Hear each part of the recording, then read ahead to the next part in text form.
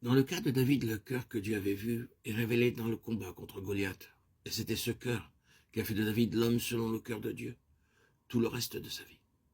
Qu'est-ce que Goliath? Qui est-il? Il est une figure colossale derrière laquelle tous les Philistins se cachent. Il les englobe tous, les inclut tous. En effet, il est la force des Philistins dans sa totalité, car ils ont fui quand ils ont vu que leur champion était mort. La nation est liée à cet homme et représentée par lui. Que sont les Philistins typiquement? Ils représentent ce qui est très proche de ce qui est de Dieu, étant toujours dans la proximité étroite des choses de Dieu, cherchant sans cesse à empiéter sur elles, pour avoir une main mise sur elles, pour examiner et chercher à pénétrer, à découvrir les choses secrètes de Dieu. Vous vous rappelez leur attitude à l'égard de l'arche quand elle parvint entre leurs mains? Ils cherchaient sans cesse à pénétrer les secrets de Dieu, mais toujours d'une manière naturelle. Ils sont appelés incirconcis. C'est ce que David a dit au sujet de Goliath, ce Philistin, cet incirconcis. Nous savons par l'interprétation de Paul que cela représente en type cette vie naturelle non crucifiée. Cette vie naturelle qui cherche toujours à avoir une main mise sur les choses de Dieu, indépendamment de l'œuvre de la croix.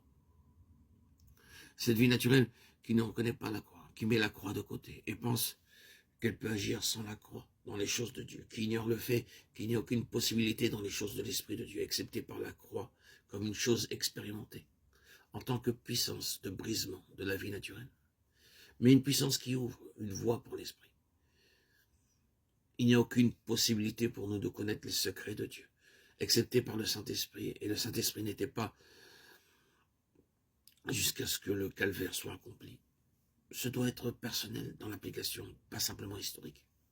Les Philistins circoncis parlent simplement d'une vie naturelle qui s'approche des choses de Dieu et interfère toujours avec elles, les touchant, les examinant, voulant mettre la main sur elles.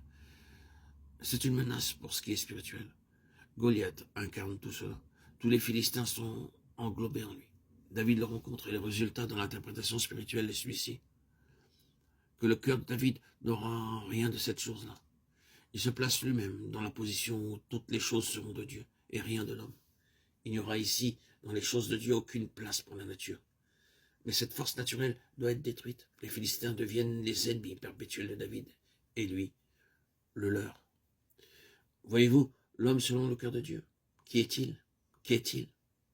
C'est un homme qui, bien que les forces contre lui soient terribles, se place de tout son être contre ceux qui interfèrent avec les choses de Dieu, d'une manière incirconcise.